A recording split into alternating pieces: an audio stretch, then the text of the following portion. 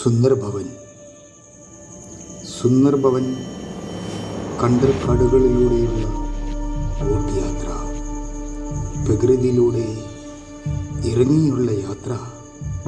ഈ യാത്രയിലൂടെ നിങ്ങൾക്ക് പ്രകൃതിയുടെ സൗന്ദര്യം അടുത്തറിയാനും വന്യജീവികളെ കാണാൻ അവസരം ലഭിക്കുന്നു.